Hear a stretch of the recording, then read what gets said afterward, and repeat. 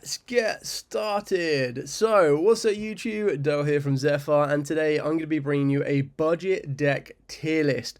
The idea behind this is we're going to be considering decks on a more considered budget level. So, we'll work on the average of $100 or less that all of these decks up here displayed will be able to be built for. We'll talk about the different variants that they can all produce, and then I'm going to be putting them into their subcategories. As you'll see here, we've got can top, so these are decks that have topped big events. These are decks that have also done incredibly well. We've then got surprise factor, and what I mean by surprise factor is the deck will still do incredibly well, but the more and more people know them, and the more and more common they become, the less they'll be able to do. And what I mean by that is, like, Regenesis is a prime example of it. Regenesis is such a good deck, but once people figure it out and know how to interact with it, that's when it will start to kind of be less effective. The same with some of the newer decks as well that we're going to be receiving. Us in the UK and Europe haven't received them yet, but Battle's a Legend deck, so you've got your Orcus, you've got your Punks, you've got your Dragon Maids, and then we also have Duelist Advance, which comes out next weekend, so a week today will be the sneak peek event, and we're going to be getting like some upgrades for like Lunar Lights. There's some upgrades for Sky Strikers in there. So there's a couple of different options that we'll be looking into, and I'll talk about those. So obviously some of them will still be maintain a competitive value no matter how long they've been out, but it kind of gives people more of an idea of knowing when to interact with them and when to stop them. Pilot dependent, so these decks are still going to be good on their own, but it really does come down to how much time you're willing to put into it.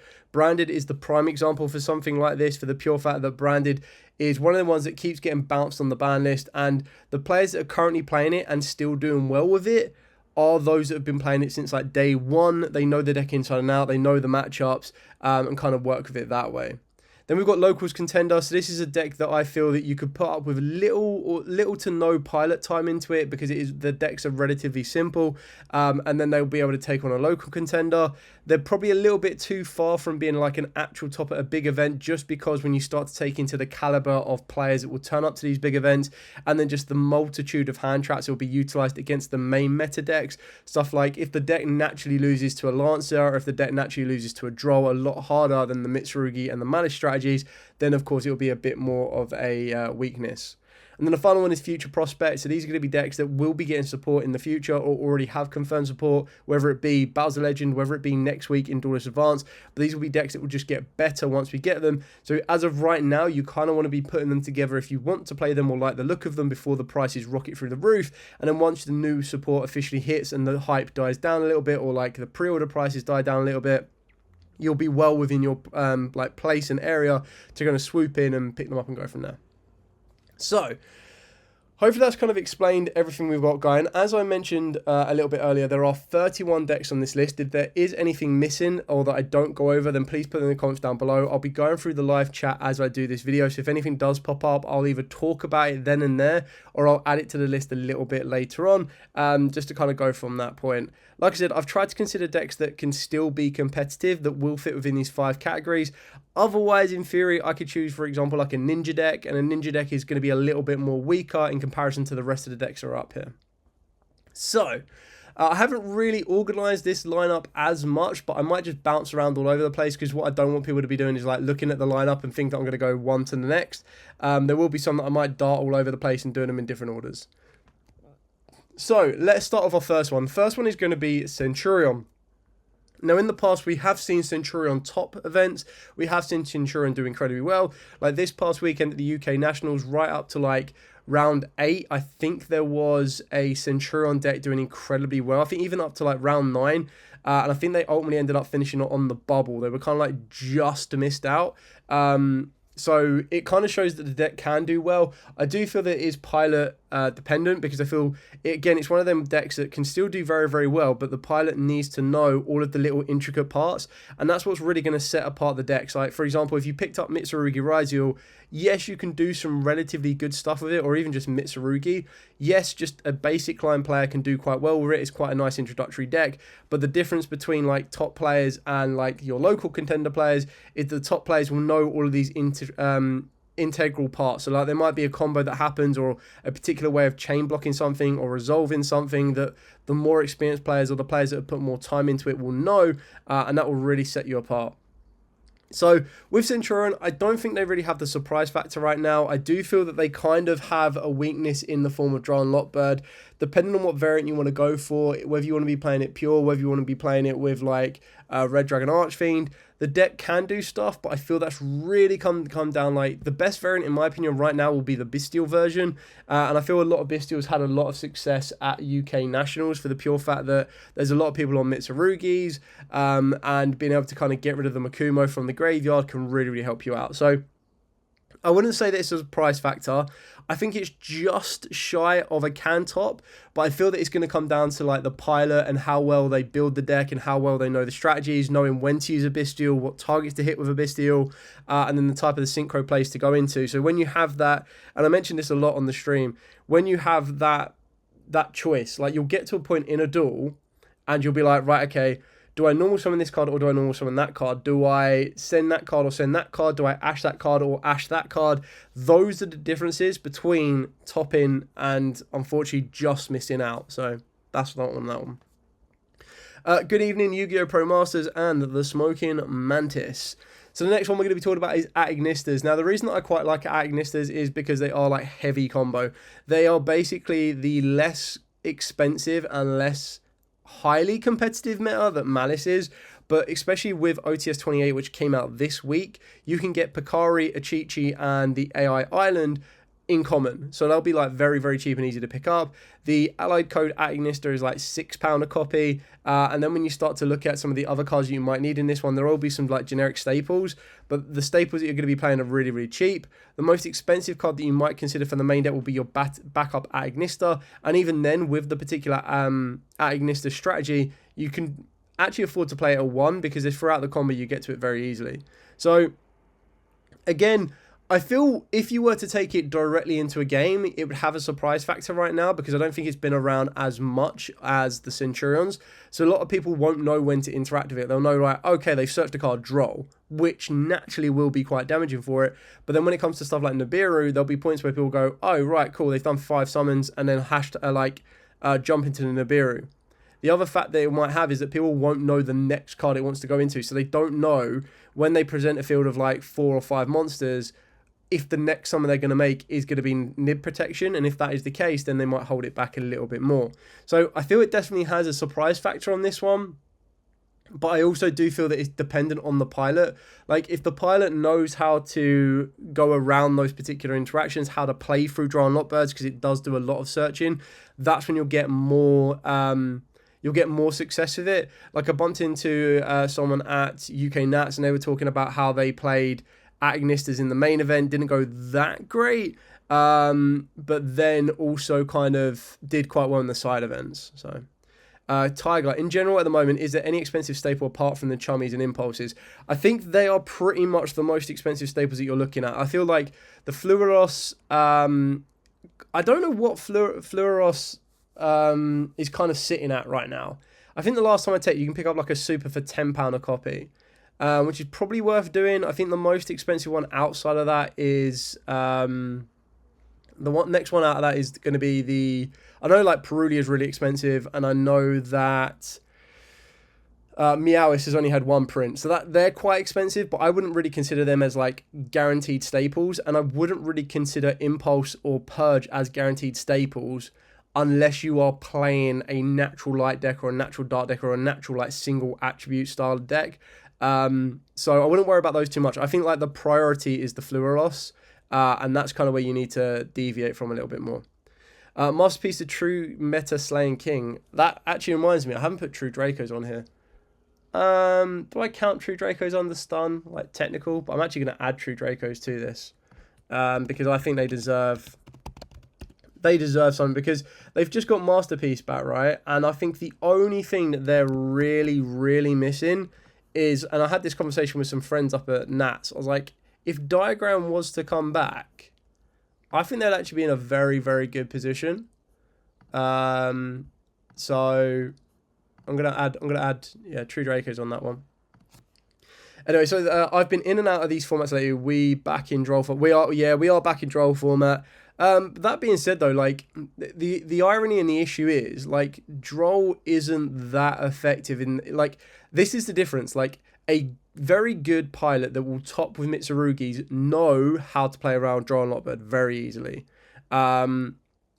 They're the ones that will activate prayers during the draw phase. They'll be the ones that activate, make sure they get all their searching off that point, and then make sure that their first search is the most pivotal one that is within the draw territory, and then kind of go from that point on as well.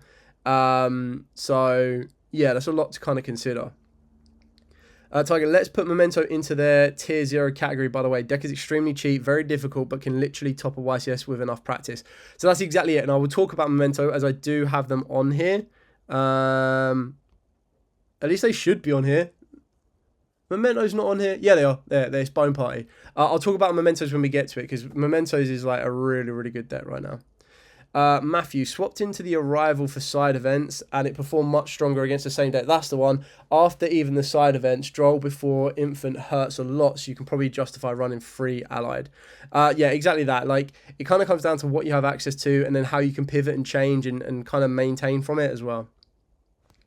The next one we're going to be talking about is Stun. I don't think Stun has enough to be considered as like a can top event. I believe it can, but I feel that the Stun decks that I saw at Nats were like Stun with Horus. Like, they had an aggressive edge to them. If you're considering Stun just on its own, I mean, it's definitely a locals contender, but I don't think anyone plays locals. I feel right now, because when you're looking at like 1,100 players and only 2 of them are playing Stun, it definitely has a surprise factor.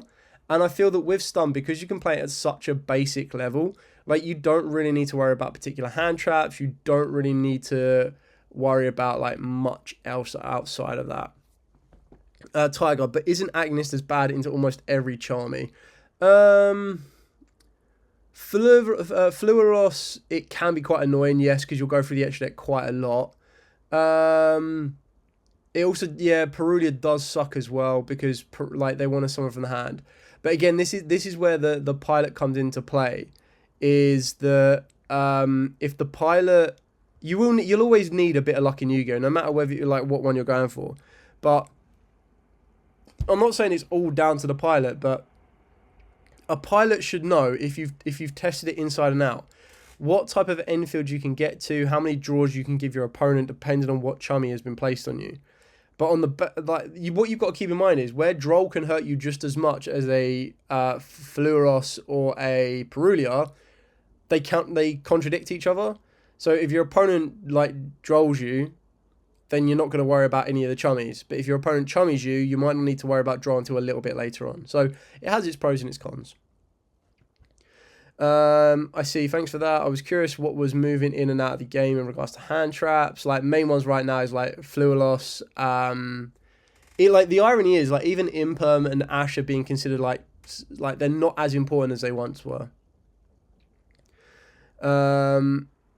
True Draker update with the new Ryugi cards from Alan. I'm probably not gonna do a full update on those, because I only got like, I mean, technically the Ryugi got like 2 updates, but or 2 new cards. It doesn't change massively. You just get a lot more consistency. Anyway, Fire King. I think Fire King, I wouldn't say has as much of a surprise factor right now. I feel like a lot of players are used to how Fire Kings work, but I feel Fire King is definitely another one of them ones that is pilot dependent. Like, I've seen 2 players do incredibly well with it. So we saw Dinkabooey do it, and obviously we know how good Dinkabooey is. And then there was someone that took on a regional and they won it with Fire Kings. But then when I was talking to that player, like all of his friends as well, they were like, he's just played it at locals the day that it's come out. Like, he's been non-stop on Fire Kings. So it doesn't have a surprise factor as much as Stun, in my opinion, because I feel a lot of people kind of know Fire Kings and kind of expect it. And I feel that's kind of the semi-downside of it being a structure deck, is because most people will end up buying that structure deck. Most people will end up playing that structure deck. And then when you kind of consider the competitive value, once Dinkabooey played it, we saw it go up in value, or like up in representation. So more and more people got used to it. I feel like at the time when Dinkabooey won with it, Dinkabooey had pilot dependent and surprise factor. Whereas now I think it's more going to be on pilot dependent than surprise factor. It's definitely a locals contender, there's no doubt about that, but I feel the better the pilot is for Fire Kings, the better you'll do with that deck in general. Melodious. I don't know whether you'd class Melodious as surprise factor, to be honest. I feel that it probably has more of a surprise factor right now than pilot dependent. And the reason I say this is, again, at UK Nationals, we were getting players, like, we were getting like 3 or 4 players that were playing Melodious, and they all did incredibly well. Yes, of course, some of them did get very, very lucky in some of their matchups, but you get to play cards like the Herald of the Orange Light, which can be an incredibly powerful hand trap. Like, there's a reason Gamma's at 1, and there was a reason that Herald of Orange Light was obviously bouncing around the list as well previously. Like, the deck's very, very good, very, very versatile. I wouldn't say that it auto loses to any particular hand trap. Like, isn't affected by Lancia that much. Fluilophs can be a little bit annoying for it to try and navigate around, but again, they can have that benefit of playing with a less of an effective infield. And then, depending on what other hand traps they play, it depends if it's built as an all-gas one. And I think it will come down to pilot dependent, but I just feel that it has more of a surprise factor than the others, in my opinion. Exodia, Millenniums, and however you want to kind of spin this one. Now, all these decks that I've mentioned are all incredibly cheap. Like, I've already talked to you about the multiple reprints. We already know that most of Melodious is all common. I think, like, the biggest issue with Melodious is they have, like, one card, which is the Aria, that I don't think many people, like, I'm not sure you fully max out on right now anymore. But, like, that's probably the most expensive common card, like £5 a common, I think. Everything else is relatively cheap. Millennium Exodia. Now, this one's a little bit more expensive than the rest just because you need to get, like, Heart of the Blue Eyes, you need to get Millennium Unk. The big benefit for something like that, though, is that I highly expect that it will be reprinted in the upcoming Megatins, which we're in June already. Like, by the time this week is over and Dauntless Advance comes out, we're going to be in July. So then you've only got July, August, and September before the tins start hitting stores. And that's when you're going to be able to get, like, reprints of the Millennium stuff. So the price will go down. And if you've got a friend that wants to get rid of it and you're like, well, it's going to get reprinted, they might do you a good deal. But I feel this is definitely a locals contender, and it definitely has a surprise factor. It's one of the ones that if you don't respect it, it can be very, very damaging. It did get slightly weaker because of Dimension Shifter, as it was a deck that could utilize Dimension Shifter. But it's also one of them decks that don't care about any of the chummies, because they put all of their monsters into the spell and trap zones and then summon from the spell and trap zones, which doesn't trigger any of the chummies, or, like, doesn't give a draw off the back of the chummy.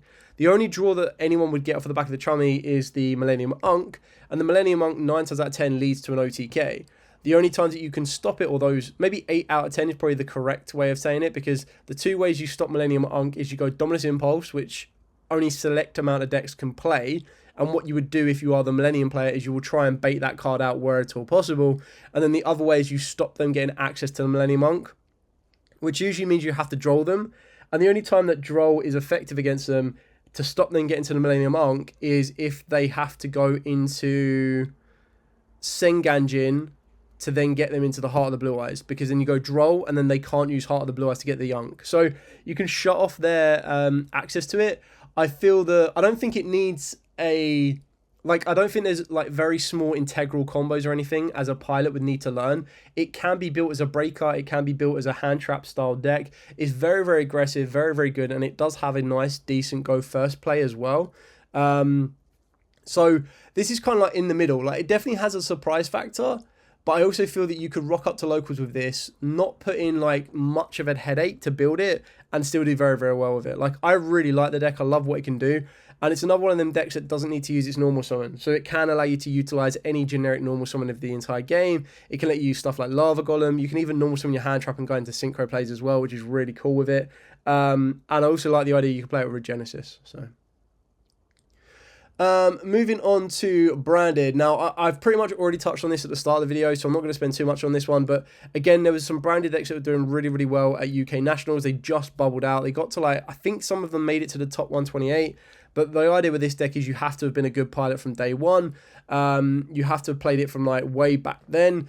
And then kind of built up from that point on. So Branded, I wouldn't say it has a surprise factor, because I feel a lot of people kind of know where it interacts right now, but I do also feel that it has a very, very good kind of matchup in certain scenarios. You kind of also want to try and avoid that it's not just like IDO the extreme and then pass and go.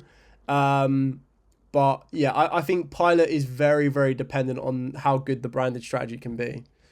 Masterpiece. Oh, I did win a watch a match with Pearly the Vanquished Soul versus Pearly versus Snake Eyes Fire King. I think you were a commentator for that one. and it is budget. Is it still worth picking up despite being a tough deck to play? Are we talking about Pearlies or are we talking about Snake Eyes Fire King? And then the other one is no Marincess. I suppose you could put Marincess up here, to be honest. I'm just not sure how Marincess play with Droll, Nib, and Flualos. Maybe you have a bit more insight on that one. I can add it to the list, no easy. So just let me know if you can give me, like, because that's kind of what I've looked at. Most of these don't lose to a single hand trap if they're able to play it and pilot it correctly. But yeah, you'll probably have a bit more experience. Like, I know they can stop shy of Nibiru territory, but then I think if they get hit with a Flualos, they end up giving 3 or 4 draws. And like Towers-esque decks just on their own right now is not, like, they're not as effective as they once were. So, but yeah, like, let me know, and then I can very easily add it. But that's just kind of like my initial thought on it. Thank you, Guy McPherson. And Pearly, not Snake Eyes. I will talk about Pearly a little bit later on, as it is on this list, and then you'll have a bit more of an understanding of it. Live Twins. Now, the reason I've got Live Twins up here is I'm considering Live Twins with Unchained or Live Twins pure. I'm not considering Fiendsmith because I think Fiendsmith kind of take it out of the budget environment. And that's kind of where it makes it a little bit different. Maybe because of Tract, but if Tract got reprinted before a Forbidden Unlimited list happens, different story. I think Live Twin is a very easy local contender. Like, it's still a little bit tricky, but if you can play this correctly, being able to play, like, their new cards are absolutely insane. Like, to constantly get draws when your opponent responds to one of your Live Twin effects, and then to also have a technical hand trap is really, really kind of cool. I haven't had a chance to put the deck together and play it the way I want to yet, so that's why I'd want it to be a little bit higher.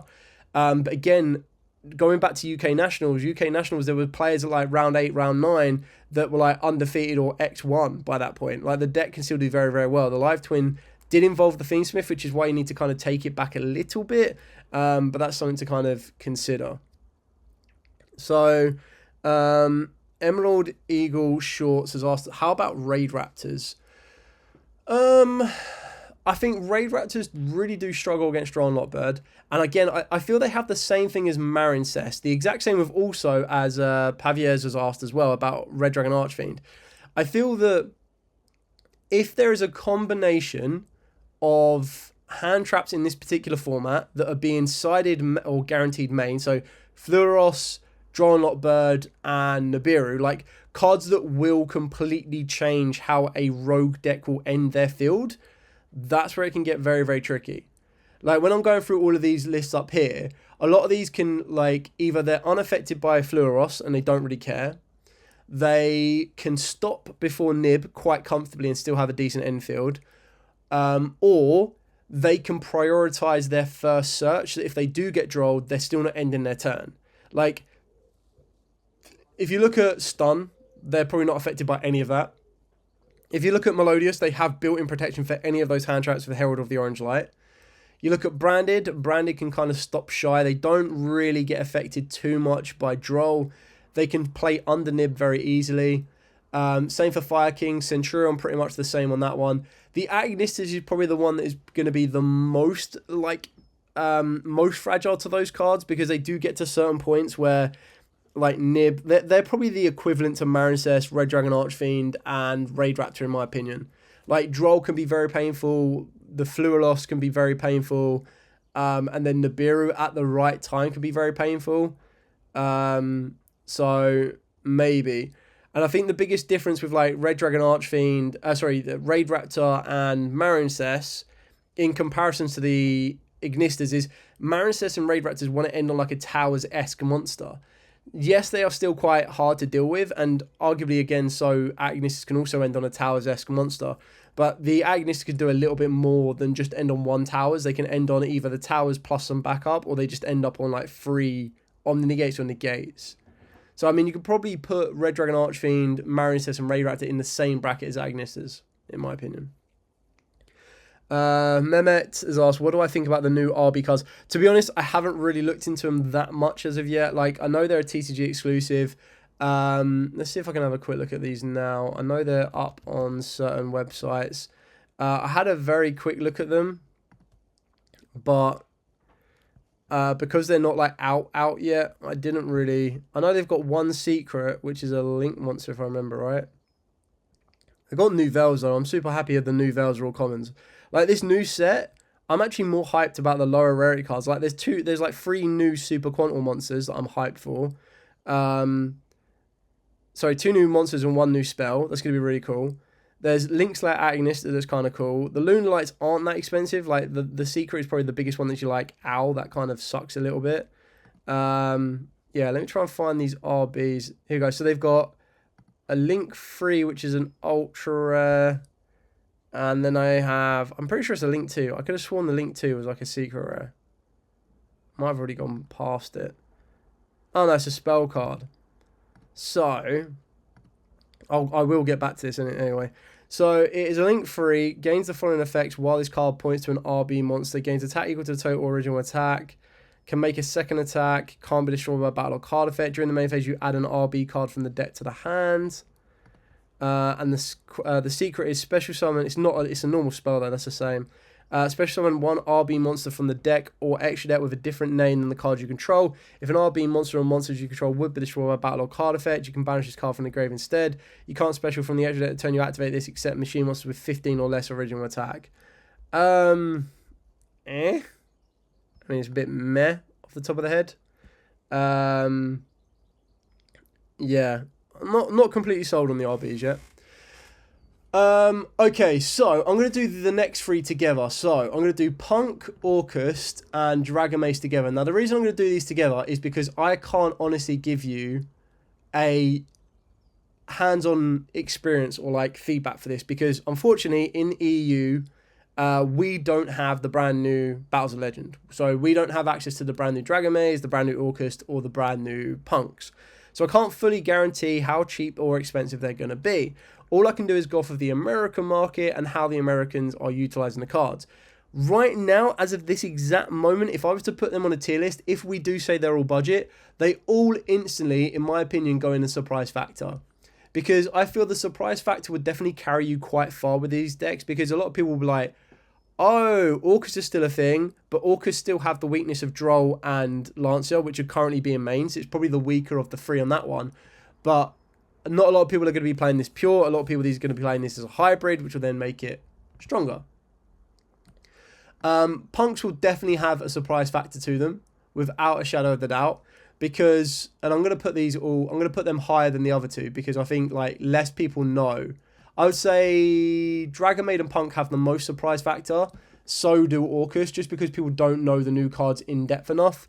I feel that the American side will have a much more an advantage. Like when we get these, we're going to be basically repeating ourselves. And what I mean by that is right now the Americans are probably going through this phase where they're like reading all the new Punk cards, Dragon Maid cards, and the Orcus cards, and then in like a week's time the surprise factor dips, and then the decks go from being a surprise factor contender to like a local contender. And then that's where it kind of shifts back around and goes from there. So until we get that in the EU, we're probably going to be waiting on that. And I feel that unless a Forbidden and Limited list really does shake some stuff up, we'll probably end up following America and be like, oh, okay, cool, it worked well in America or it didn't.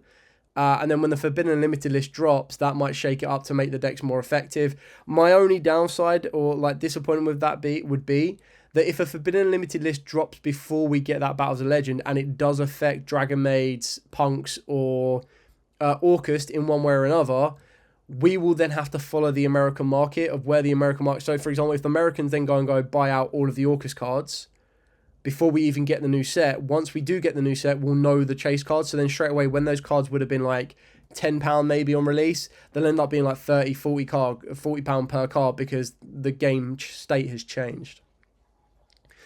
Moving on to the next one. So the next one is Dynamorphia. Now, I actually get asked about Dynamorphia a lot on this one. Now, it might just be personal experience on this one, but like when I look at Dynamorphia, there's no doubt that they can contend because Dynamorphias themselves are very, very good. They are basically a floodgate style deck. They have ways of being able to activate track cards to turn their set if you were to play stuff like a Labyrinth Butler, and I feel that that's where Labyrinth probably have a little bit more of a consistency edge over them. The fact of the matter is that you can kind of spawn a lot of aggressive monsters. They don't really worry about Droll too much. They can play through Fluor Loss because they don't really care about going into their fusion monsters their turn. They pretty much save it for during their opponent's turn. And then the Nibiru, again, they don't summon more than 5 times ever, really. The most they'll do is like 2 during your opponent's turn. So Nib really isn't a factor they need to care about. The biggest factor with those is if your opponent is on any type of burn card, they will beat you. And if your opponent, like, it definitely has surprise factor right now. I wouldn't say it can top a big event. And the reason I say it can't top a big event, and I want to be proven wrong on this one, is that I feel that once you get into the higher competitive level of players, they will start to utilize the clock as their friend. So they might lose game 1, they'll win game 2, and then they'll slow the pace down because Dynamorphias can't play without burning their own life points, whereas other decks can play without burning their own life points. And the worst thing about it is, if you let the Dynamorphias go off and they start burning their life points, you can just make Gargoyle Cowboy and take it off from there. And even if you don't do that, I almost guarantee you'll start to see the pace of the game slow down drastically. And that's where ultimately you end up going, like, with Dynamorphias, they want to put themselves down to like 100 life points. They want to put themselves in that position. And when they do that, it then just gives full control to the opponent because the opponent is in no rush to them pass turns because they're already winning no matter what game or duel that is. So it kind of shares the spot with Pilot Dependent because if you are a dedicated Dynamorphia player, you will know those particular strategies that get used against you, and you will probably move as fast as you possibly can with all of your plays to make sure that doesn't become a factor. Sadly, the fact of the matter is, especially if you lose game 1, you're backed up against the wall because then you have to go into game 2, you have to be as fast and as aggressive as you possibly can before your opponent then, like, because your opponent's not going to scoop that game. They're not going to rush it to game 3 unless they're at a local environment where draws count. And even if that is the case, they might even say, right, you go first. And with 3 minutes left on the clock, you're then put in a position where they go to the battle phase and you're either going to take direct damage to the face or you're going to have to activate a trap card to then burn half your life points. And then very simply, they can Ash Blossom you and then that pretty much ends it there anyway. So it's definitely a local contender, but I feel that some locals, because like time rules are a little bit more flexible, might be a little bit worse than that. I don't know.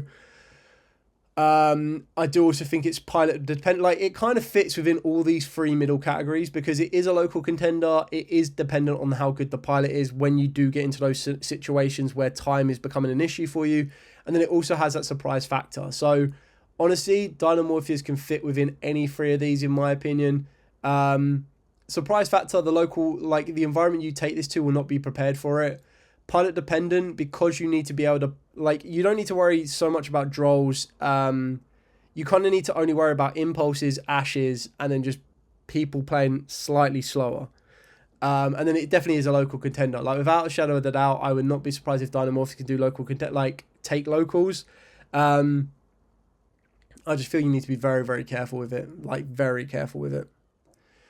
I'm going to skip over Lunar Lights. No, I'm not. I'm going to talk about Lunar Lights. Okay, so Lunar Lights. Oh, just before we get on to that, what have I got? I've got Guy McPherson. Would you say Sword Soul Tenyi can still exist these days? The support earlier this year looked solid, but I don't think I've seen a single top. Are they strictly for casual games? They probably are.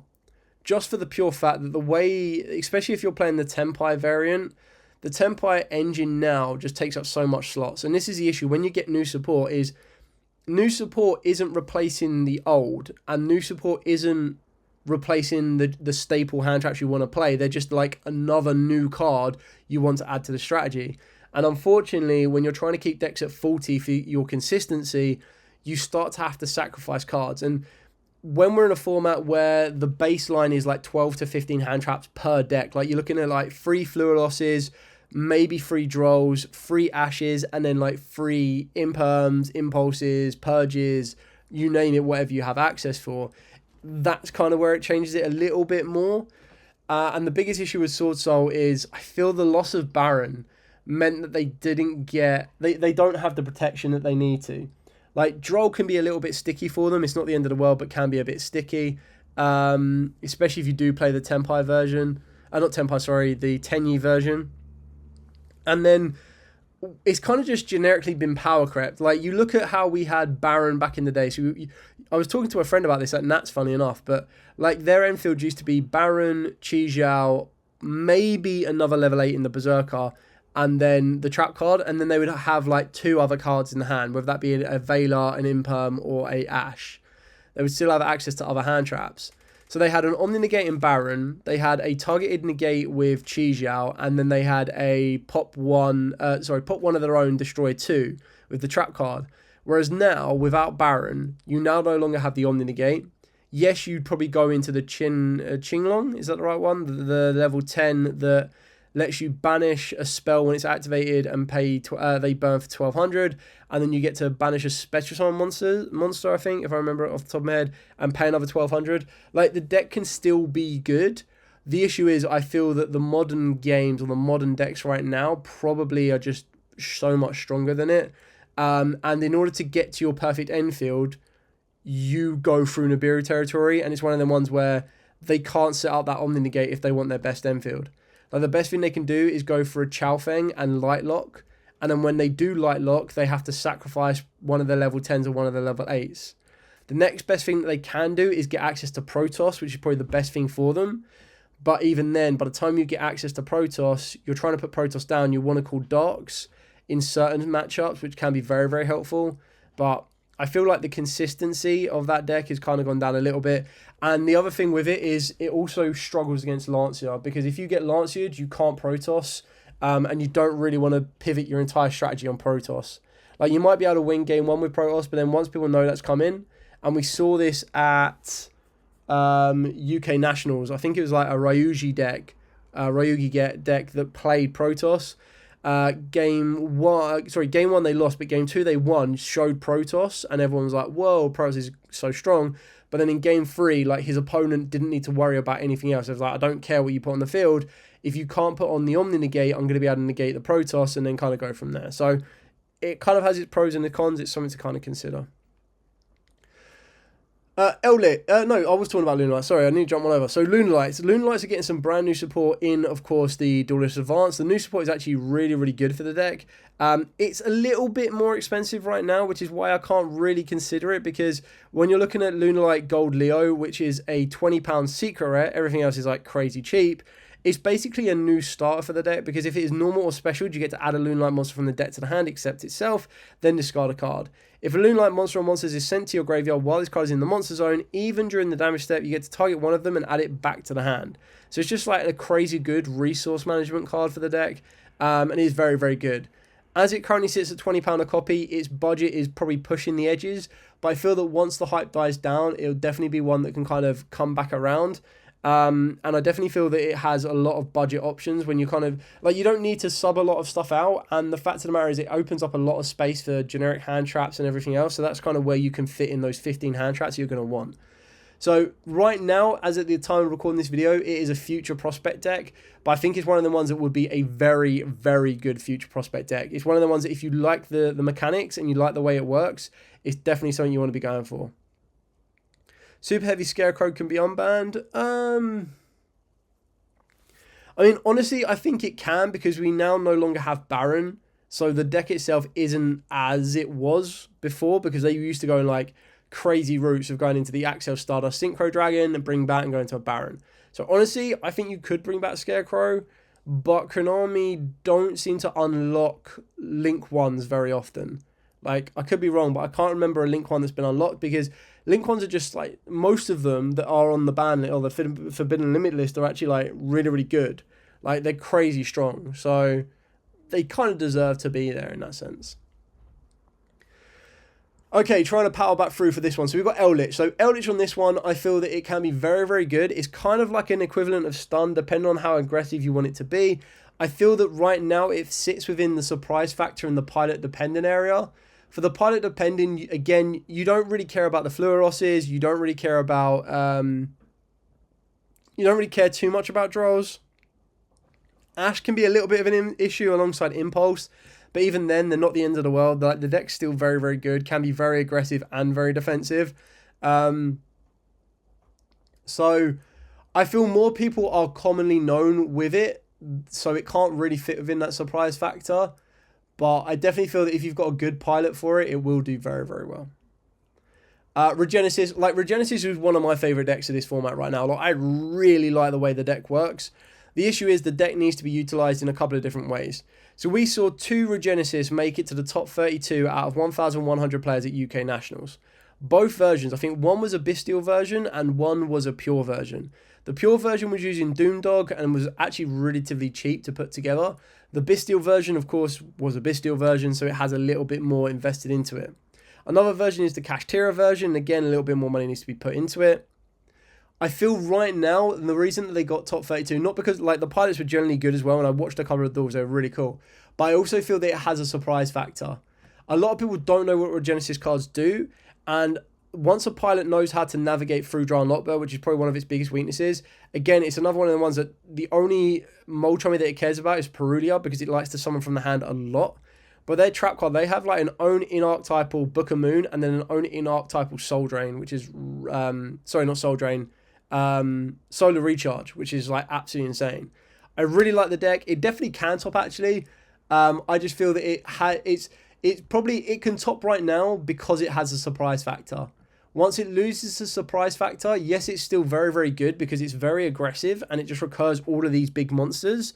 But as we saw on stream during the UK Nationals, if you suffocate your opponent from getting monsters with 2,500 attack or defense on the field, and you don't put any monsters with 2,500 attack or defense on the field, the deck comes to a bit of a standstill. So, Tenpai. Now, Tenpai is also another very interesting one because I'm pretty sure we got 2 Tenpai lists got to top 32 at UK Nationals as well. The Tenpai list is actually scary. One was a striker list and one was a bestial list. And what makes it so scary is that when you're using the strikers and when you're using strikers and when you're using bestials, they can be very, very aggressive. And then they can kind of pick apart the fields. They can also kind of burn through a lot. And then you just go, cool, save your normal summon Pydra, or work your way into a Kaiman, activate Kaiman, or work your way into the field spell, and then build it from there.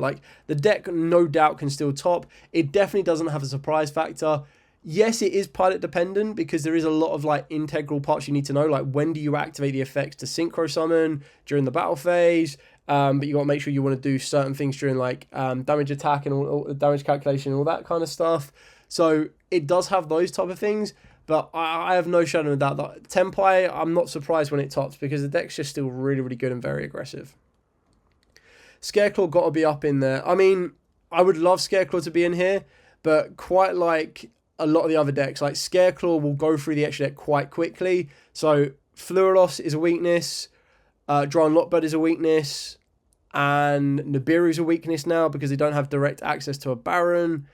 They can be very aggressive, and I would personally like to play, if I was to play Scareclaw again, my favourite version was a 60 card with the Adventure Package, because the Adventure Package kind of allowed you to deal with those particular things that were coming up. So it allowed you to deal with, didn't let you deal directly with a Fluoros, because they'll probably activate that during the draw phase, but it let you protect against a Draw and Lockbird, it let you protect against a Nibiru, it gave you the additional bodies on the field should you need them to make your link summons. So I would play it as a 60 card Scareclaw, go second version, an OTK and Field Breakers.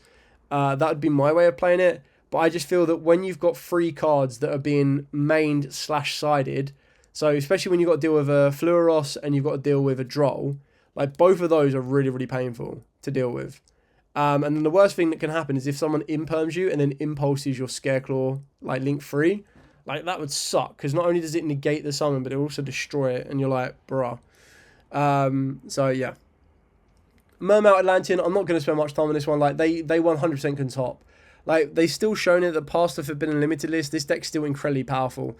It's much better going first, but it's also still just as good going second. It can play a very, very stun-orientated version. It can rip cards from your opponent's hand and leave them with practically nothing to do anything with. It gets full hand knowledge when it utilizes Minstrel. It can go with a Barrier Statue with Protection. It can go with a Mooning Glacier hand rip. It can go aggressive with Poseidra. The deck's just absolutely insane.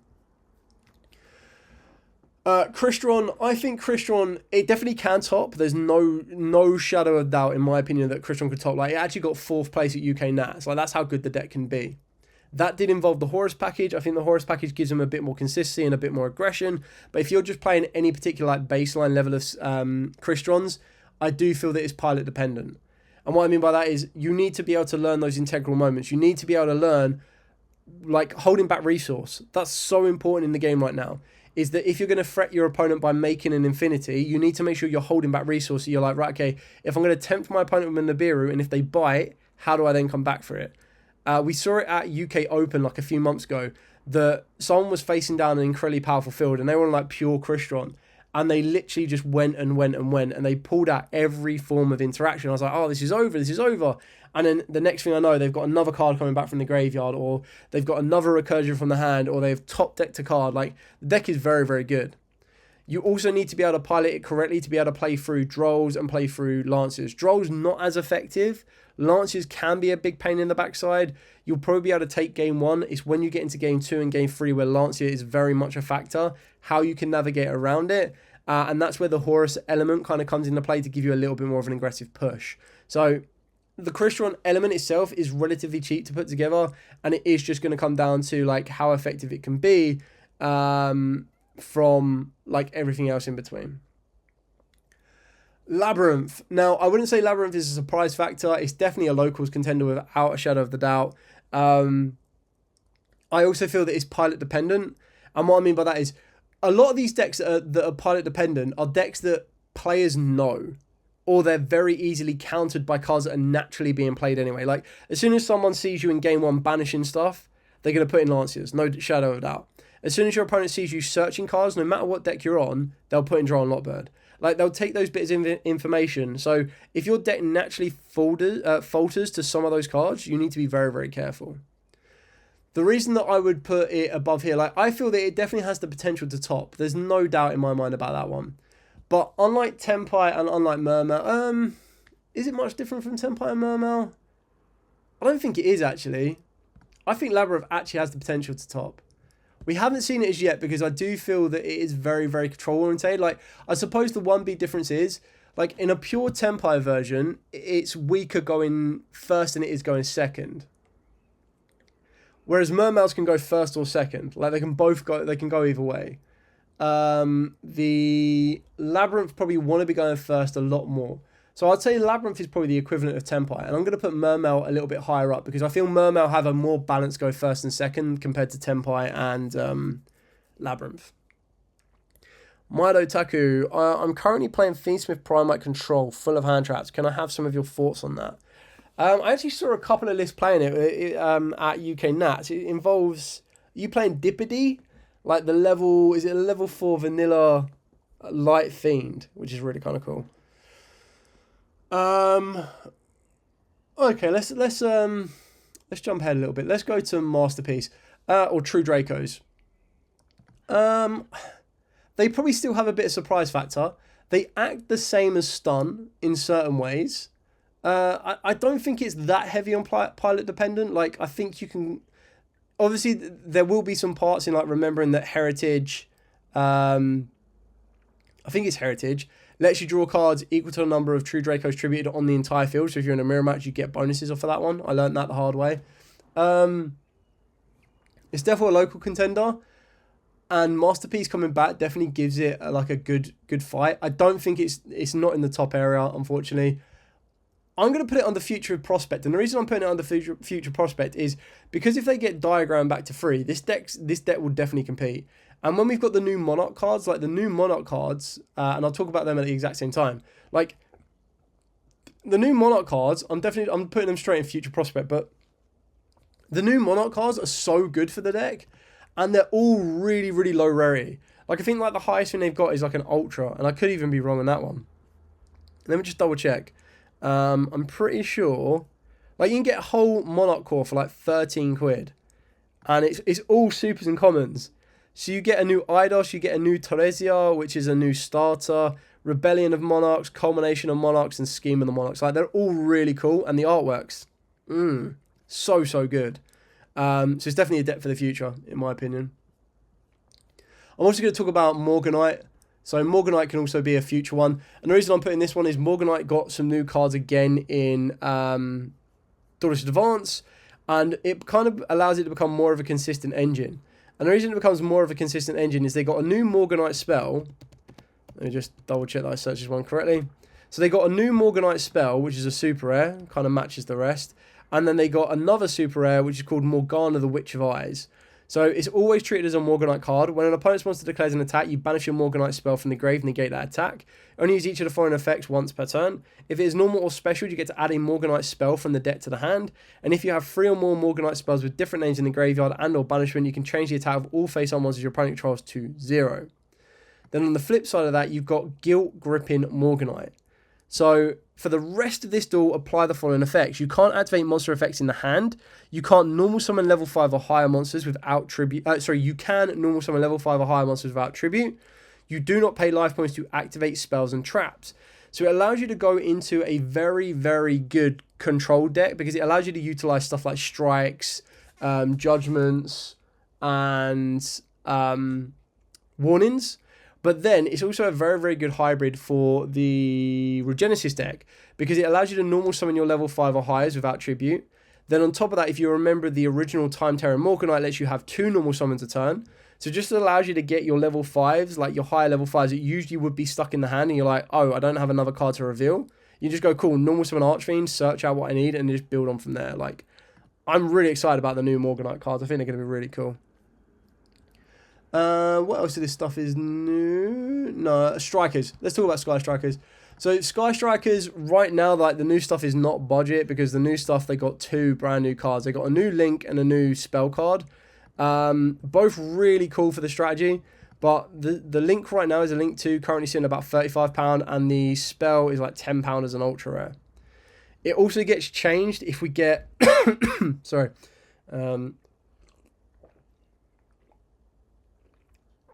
There is a Link 2 Sky Striker that we haven't got yet, which is like OCG import. But the Sky Striker Ace 0, you can only special summon it once per turn. Can't be used as Link material. If it is special summoned, you get to add a Sky Striker spell from the deck or grave to the hand. So you basically get to recycle or search out engage. Nice. You get a quick effect to tribute this card to special summon a Sky Striker Ace Ray and a Rose from the deck and or graveyard. Then you get to destroy a card on the field. So you get the ability to get Ray and Rose to the field. Obviously, Ray has a quick effect to tag itself out. And you get to destroy a card on the field. Like, this card's crazy good for the strategy. I love it. And the spell card itself, you get to target an equal number of Sky Striker Ace monsters and Sky Striker spells in the graveyard, shuffle them into the deck, and then for every free shuffle card, you get to return up to 1 card on the field to the hand. It is a quick play, and if a Sky Striker monster is special summoned to your field while this card is in the graveyard, etc. in the damage state, you get to banish this card. Immediately after this effect resolves, Link summon a Sky Striker Ace Link monster. You can only use each effect once per turn, and the best thing about this one is it doesn't actually say while you have no monster in your main monster zone, which is insanely powerful. So I don't know if you'd play 3 of this card, maybe you'd play 1 of it, but the Link monster, you could probably arguably play 2 of it, even though you can recycle it very, very easily. But you've also got to remember that in 1 turn, you probably end up going through, like, you end up going through, what, a Kagari? 1 Kagari at least, and then maybe a Hayate if you're going second, and then a Shizuku. Or you'd go into a Shizuku, you go Kagari into a Shizuku, so that's 2 already. Not to mention the other ace monsters you might need to put in there. And I think the one big benefit that the maneuver helps you with is if your opponent tries to Bestial or DD Crow your Ray, which sometimes does happen because Ray coming back from the graveyard is annoying as heck. That's really where you can kind of catch your opponent off guard. So I do like that card. I think it's really, really cool. Okay, let's get back to our scheduled content. So, Blue Eyes White Dragon. Without a shadow of a doubt, Blue Eyes White Dragon can top. Now, the one big difference from this one is I believe that in America, because you've got the Battles of Legend, you've got the reprints of Drill Beam, Beryl, and Lordy Load. Whereas, unfortunately, here in the EU, we don't. So, our prices are going to be a little bit different from the Primite version.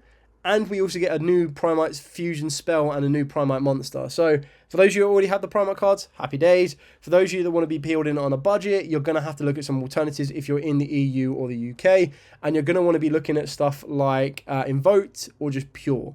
The deck can definitely top. We've seen the versions that top. The versions that do top will be Primites. It doesn't have a surprise factor, like everyone knows that Blue Eyes is around. There are some little tricks you could do if you have piloted the deck correctly. No doubt it's a local contender, but it's just so much more than a local contender. Mitsurugi can top, there's no doubt about it. And this isn't Mitsurugi or Raizel, this is still keeping it on a budget. Like, you can build Mitsurugi on a budget because you can choose to build Mitsurugi with less ritual spells. Like, you can build it on one ritual spell, and if your budget is $100 or less, that's kind of what you're working towards. So you'd build it on a lower budget. You can play it with the Oddodatics, you can play it with Pure. If you have Dominus Impulse, which doesn't obviously, it doesn't go towards your budget at all, like, you know, I'm not saying that a budget version involves Impulse, but the deck is just generally really, really good. It's very consistent, very, very powerful. And I know a friend that's got like, who's got like second and third at locals with it, and can still do quite well with the deck in general. So it's definitely a local contender. It doesn't have a surprise factor. I don't think it relies on the pilot too much. Like, I think as long as you put a bit of time into it, you'll be able to learn the combos on it and go from there. Memento can certainly top. The difference with Memento compared to Blue Eyes and Mitsurugi, and arguably Mermail as well, is that it is very, very pilot orientated. Like, you need to be a very good pilot with this deck. It is very, very complex in the certain ways it wants to go. I feel there's a lot that you kind of need to keep in mind of. There's a lot of stuff you need to remember. You do need to be able to deviate your plays because you will get hit with every hand trap under the sun. And I still feel, believe it or not, even with the fact that Mementos are topping and everything else, that a lot of people do undervalue the deck. Like, a lot of people look down on it and don't really give it the time to kind of like learn it and check it and know what it does. But the deck can be unrivaled. Like, the deck can be crazy good. Rescue Ace, I wouldn't say it probably still has a bit of a surprise factor. Like, if someone sees you playing it, they're going to be like, what? Yes, okay, a very good pilot can do quite well with it, but I think it's a local contender. Like, it is probably more control than anything else. It does want to go first. You do need to protect your fire hydrant. You do have Airlifter, and I actually saw a version of the deck that was playing 7th Tachyon, and I think people were playing the Horus card, because what you do is you go, use both your Horus, you go into the Shadow Dragon, the Golden Shadow Dragon, and then you detach materials off it to search out your 7th Tachyon. Use the 7th Tachyon, you reveal one of the battling boxes, which I think is like C105, which is a rank 4 fire monster, and then that allows you to get your Airlifter, and then that starts your combo off.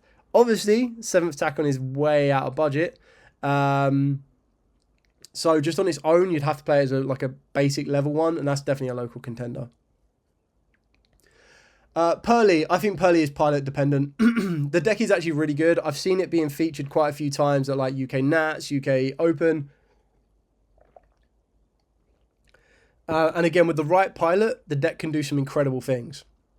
It can get a little bit hit with Droll Notbird. It doesn't really care about Lancia. It can play under the Fluoros because you don't really need to go into your extra deck as deep as you might need to for some of your other aspects. So that's something you might want to consider or might want to kind of take into account. The deck's really cool still. I really do enjoy it. But yeah, I think it's going to lean more on the pilot. It definitely doesn't have surprise factor. It's not as consistent to top as the other 6 that I've got up there. And it's definitely above a local contender. Like, if you were to take Pearly to a locals and you knew the deck and you were a half decent pilot, I would not be surprised if you topped or won it or anything along those lines. Good evening, David. All good. How's everything your side? Dinos. I think Dinos kind of share the same thing. I'm just going to put True Dracos and Dinos down here. And what I mean by that is, right, so Dinos get hurt by Droll. They get hurt by Lancia.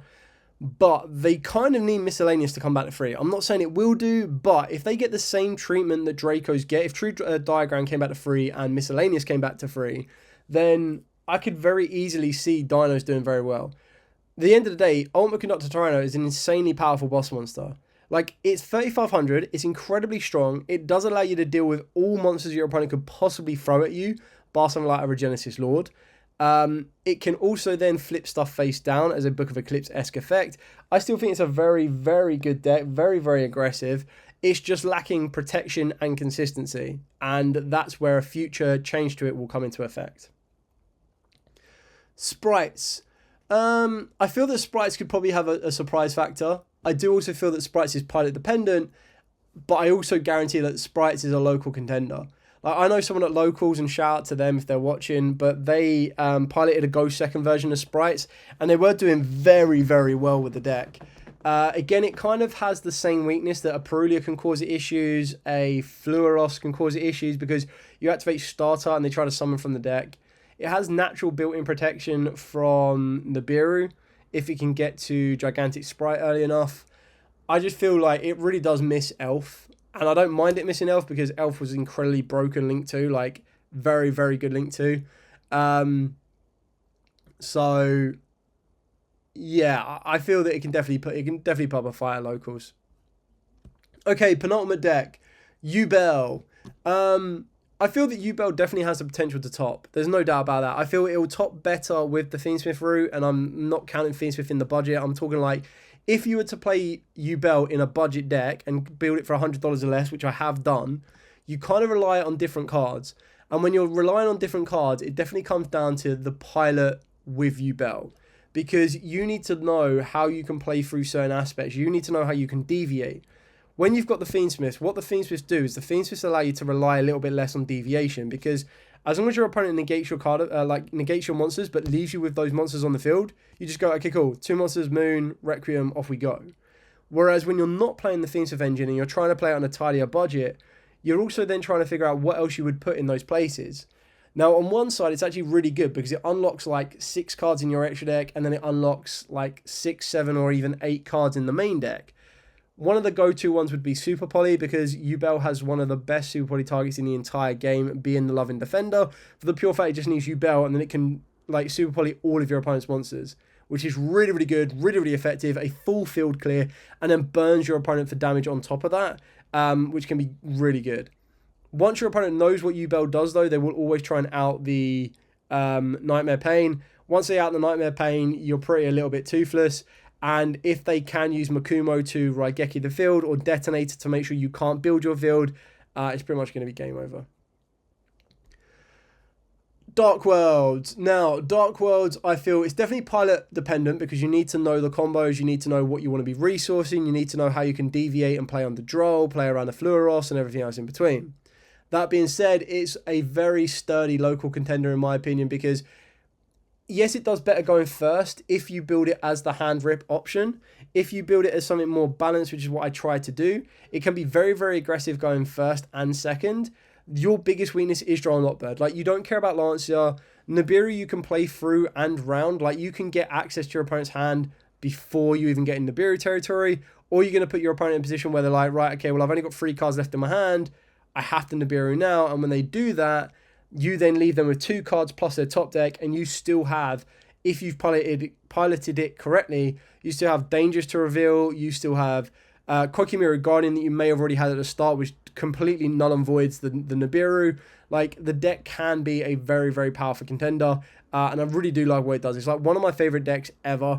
I would like to say it's my favorite GX era deck, but that kind of goes to Heroes. Like, I think Heroes is just generally that good of a GX era deck. But Dark Worlds being the GX era deck is also one of my favorites. So yeah, I really do like it. I feel that Droll and Lockbird is the biggest issue. Like, if you get hit with Droll and then your general consistency of Dark Worlds can make it very, very awkward. But if you're able to navigate around Droll and play around Droll, then the deck can be very, very good. So that is it. What is that? 6, 12, 18, 24, 30, 32 different decks for future aspects. Now, I know this video has been very, very long. This is currently like an hour 10 video, but hopefully it's given everyone that's watching a lot of information. If you do skip to the end and you just want to see the list, by all means, this is the list. This is what I would put and where I would tier them. If you want to know my reasonings behind it, which gives you a little bit more insight into the deck and kind of like why you would build it that way, why you would choose to build it that way or put it that way, then obviously by all means watch the video. The best thing about this is you can technically listen to this video as like a podcast. You can put it on in the background and just listen along, and then you're kind of understanding on where they go, and then kind of whether you agree or disagree and move it from there. Anyway, I'm going to end the section here for now. I have been on for an hour as well, so I am going to pretty much wrap up the entire stream in one go. I'll probably hang around for like 5 more minutes in case there are any last burning questions. Other than that, I'm going to pretty much dip off and chill for the rest of the evening. So thank you very much for all of you that watched it live. You can watch the pre-record, or if you're watching live, you can watch the pre-record tomorrow when I officially release it. Thank you so much for all the support. Have a very good evening. Don't forget to like, comment, subscribe, share. But above all else, stay safe. And of course, happy dueling.